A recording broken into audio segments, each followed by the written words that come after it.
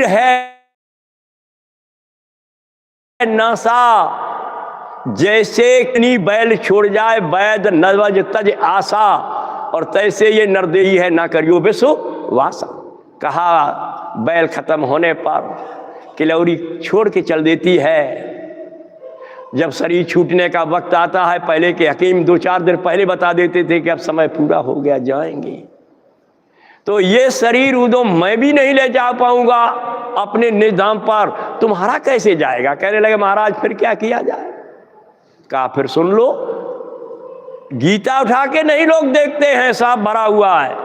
कहा चेतन सुरत शब्द है चेतन, चेतन सतलोक का वासी, और चेतन गुरु ढूंढ ले उधो कट जाए जन्म मरण की फांसी। ऐ प्रेमी भाई बहनों, दुनिया में सबके अंदर चेतन जीवात्मा बैठी हुई है। शब्द सबके लिए अखंड धुनी हो रही है। जो कहते हो अखंड पाठ कराएंगी, अखंड धुनी हो रही है।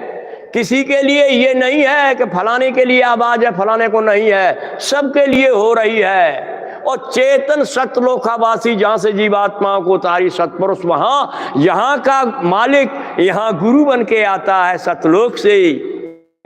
और चेतन गुरु ढूंढ लो उधो, कौन सा।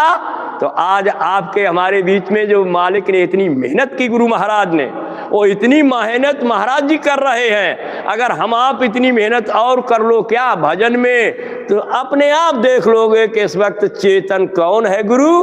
तो दुनिया में महाराज जी के अलावा दूसरा कोई आपको दिखाई ही नहीं अंदर में देगा, लेकिन नहीं कर पा रहे। तब कहा महाराज और क्या। तब फिर बताया क्या।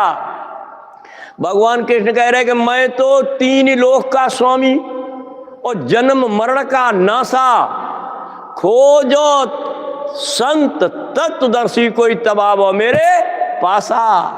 कहा मेरा तो ये विधान है जन्मने और मरने का, ये मेरा 3 लोकों का, ये खेती संबंधी जैसे हम आप करते हो ऐसा विधान है। बोई काटी, जन्म दिया हमारा कर्मों के आधार पर। क्या कह रहे, खोजो संत तत्वदर्शी। अब तत्वदर्शी को आपको केवल सत्संगियों के अलावा और कोई नहीं इसको जान सकता। कितना भी विद्वान हो, कोई हो, को भेद ही नहीं जान पाता कि तत्वदर्शी मतलब क्या है। ये 5 तत्व का शरीर जड़ स्थूल, 17 तत्व का शरीर देवताओं का, 9 तत्व का शरीर ईश्वर सूक्ष्म शरीर जिसका नाम, देवताओं का लिंग शरीर, और वो जहां पूजिए साहब लिखा, पूजिए विप्र सकल गुण हुई ना, और पूजिए न शुद्ध चाहे वेद प्रवीणा, जहां हम कहते हैं ओम शांति। अब वहां पर तक की जो बात करता तो कहता है इसके आगे और कोई चीज है ही नहीं। लेकिन चीज जहां है वहां जाते नहीं सुनने के लिए।